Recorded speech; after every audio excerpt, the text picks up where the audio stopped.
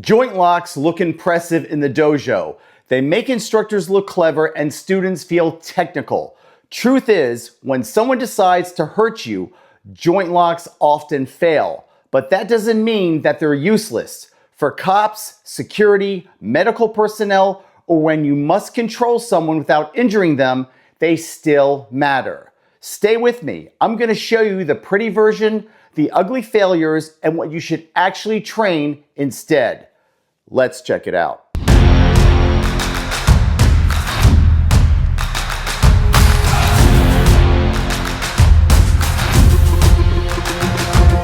Joint locks are a double-edged sword. On one side, they're useful, essential tools for law enforcement, security, medical personnel, or any low-level conflict where you must control a person without causing serious harm. Now, on the other side, they're risky, especially when there's an adrenaline dump, heavy clothing, multiple attackers, larger opponents, or when someone is high on psychoactive drugs. Joint locks can be negated. Knowing which joint locks to use, when to use them, and the risks involved is critical. There are a variety of different joints in the body you can manipulate for pain compliance and control. Fingers and thumbs, wrists, elbows, shoulders, knees, and even ankles. Now, people often assume joint locks are only a standing art, like in China, Aikido, Hapkido, and the like.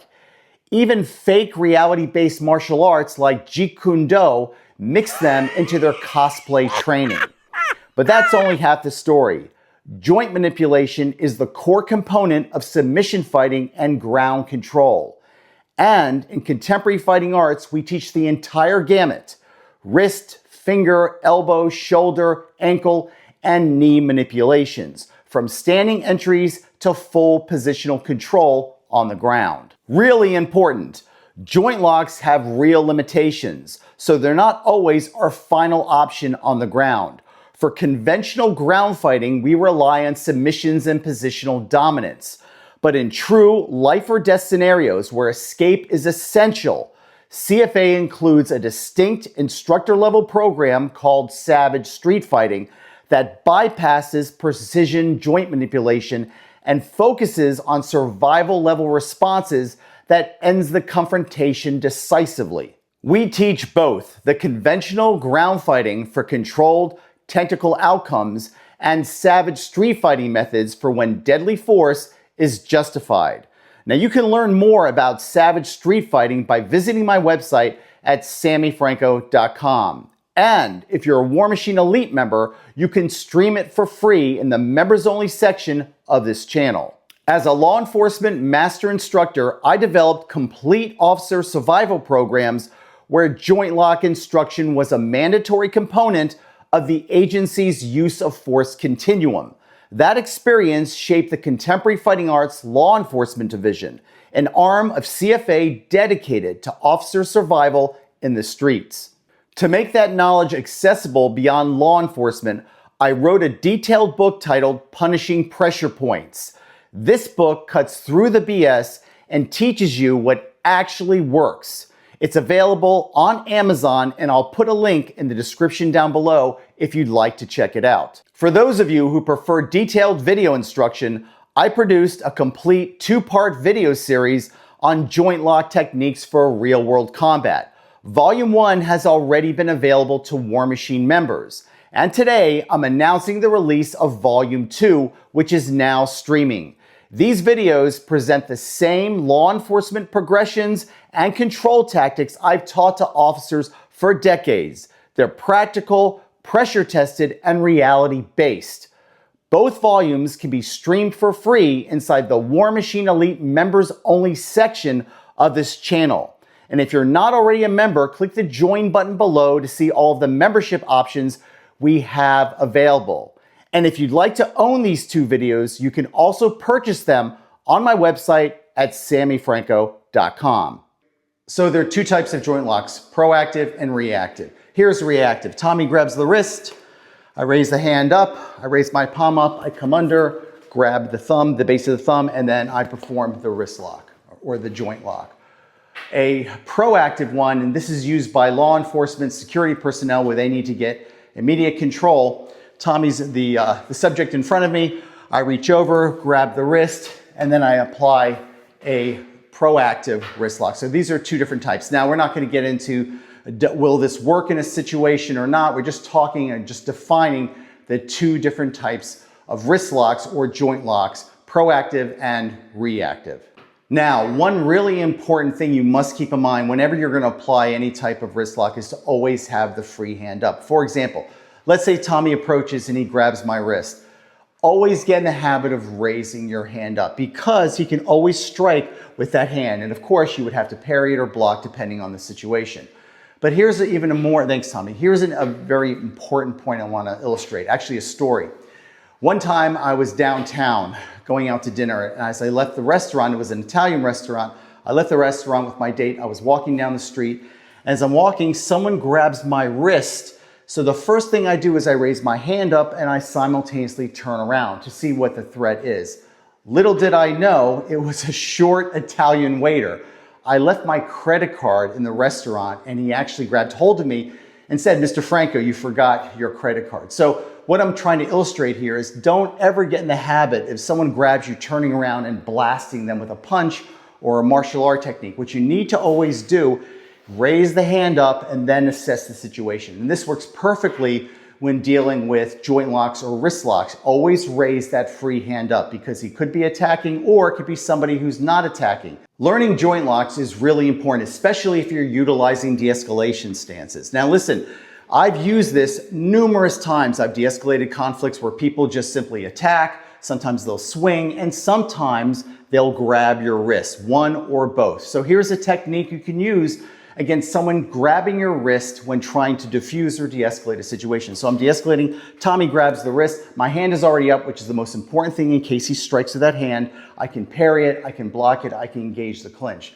But again, if I don't want to use that type of force, I'm going to get compliance from him. What I'm going to do is I'm going to raise the elbow up, exposing the edge of his hand, reach over and grab the base, twist it out, turn it. Now I have a lock on him.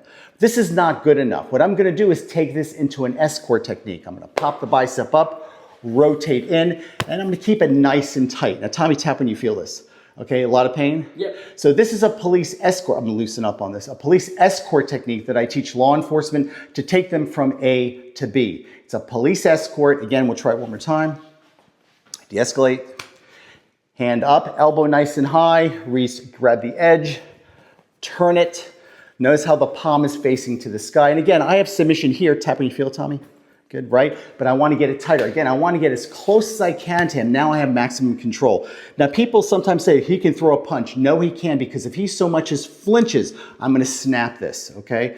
Really important. This is an escort technique. And I want to remind you guys again, yes, wrist locks, joint locks, especially from the stand-up position, are inherently dangerous. These are only to be used in circumstances and professions that require this type of use of force response. Or again, in situations where you don't want to obliterate, maybe it's a drunk relative, a friend, somebody you just do not want to cause serious harm to, you can take that risk applying these various joint locks. Keep that in mind. So you people who want to post comments, that will never work, you're not understanding the context. Pay attention to what I am saying. From the ancient Colosseum, where gladiators lived and died, to the storm-torn seas, where iron met flesh upon shattered decks, to the battlefield, where wrath carved kingdoms in blood, bone, and steel, we follow the war machine. War Machine Chronicles celebrates the warrior archetype, the ethos society seeks to suppress, to soften, to erase. From the age of iron and blood, where warriors roared defiance in the face of death, to all men who still feel the war drum beat beneath their skin, written for fighters, soldiers, and survivors.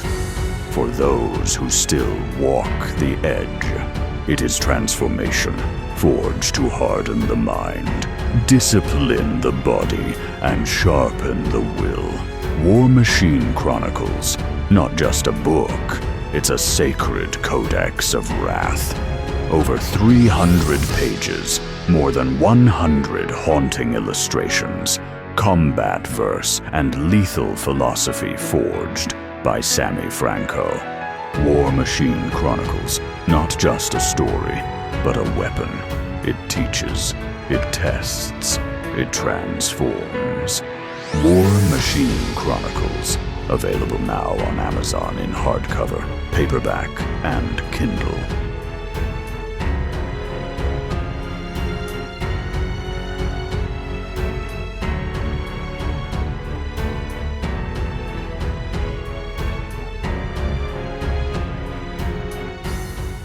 Notice how everything that I'm showing you is working from a reality-based structure, a de-escalation stance, which the vast majority of so-called reality-based martial arts, I'm not going to go into the names, but you know, if you watch my channel, they don't even teach this stuff because they don't even know what reality-based is. But again, ignorance is bliss. Tommy comes out, I'm diffusing the situation, he grabs the wrist, okay, both hands, Tommy.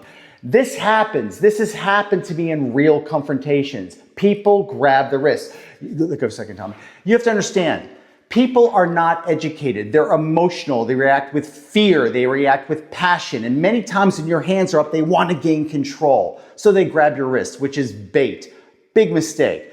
Now, normally if Tommy grabs both hands here, I would do a simple escape and then I would blast him, right? However, it's really important to mention that there's circumstances and situations that doesn't justify obliterating someone's nose or breaking their jaw. So, really important is using one of these joint locks. He grabs both hands, I reach over and grab the wrist, pull my hand out, and again, apply this joint lock to the wrist. And again, if I want to, I can take this into an escort technique. By the way, this spinning move actually cranks and tightens the lock. People don't realize that. And always make sure you have two hands. Tap when you feel it. Okay, so this spinning motion that you do is actually part of the methodology if you really want to crank it super tight. Now there are nuances to this, guys, in terms of the elbow placement that I'm not going to get into, but I get into it in the videos. So definitely check that out. I'll show you another technique. Now we're going to attack the shoulder joint. Tommy comes up. He grabs the side of my shirt. This is called a shoulder lift. I raise both hands up to assess the situation. I may have to strike or defend depending on the situation. What I'm gonna do is take the lead hand here, windmill it over, and create a bend in his elbow. Then I jack that shoulder up from here. Tom, you feel that? Yeah. Tap when you feel it. And then I can initiate a strike or go into other type of control techniques. Again, it's called a shoulder lift. It's featured in the videos. It's featured in the book. And these are just one of the different applications that you can apply against a shirt grab. There are many others. This is just one of them. So combat is fluid and it all depends on the context, as I said before. Tommy comes up to me and he grabs the shirt. I raise both hands up. Let's say I do not want to control him. I windmill up. I gain control of this. And now I start striking away with palm heels, elbows, headbutts, knee strikes, whatever I need to do to end the threat. Same situation, different context. He comes and he grabs. My hands come up, I do the windmill, I'm doing the shoulder lift, and now I'm gonna gain compliance. Tap when you feel it, Tommy. Okay, now I have compliance. Tommy, you think you throw a punch from here? No. Yeah, no way. Again, it all depends on the situation and the context of the encounter. Like I've said, there are nuances and subtleties when doing these techniques. Let me show you how making a small error could be catastrophic, okay? So we're gonna apply the shoulder grab again.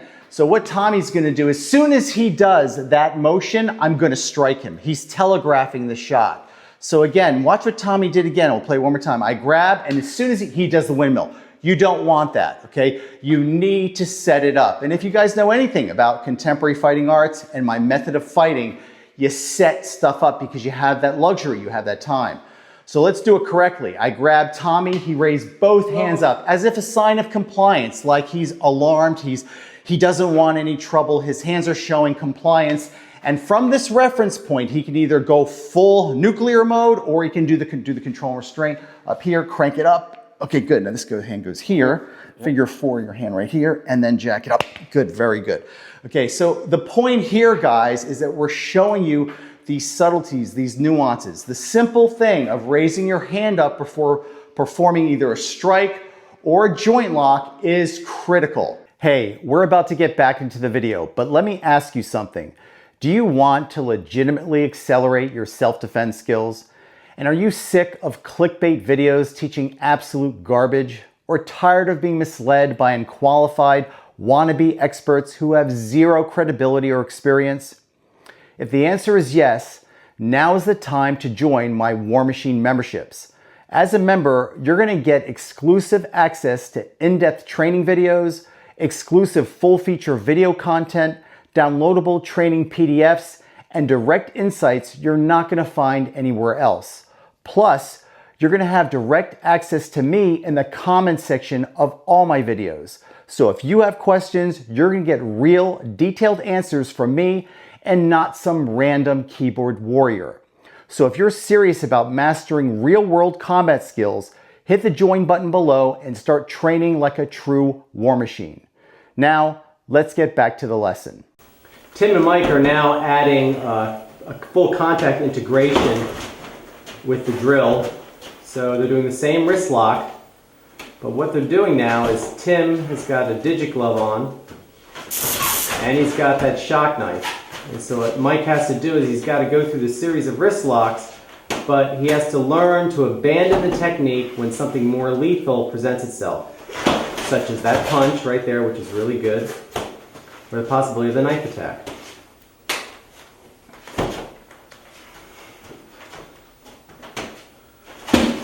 Good block. Good clinch too, Mike. Good job.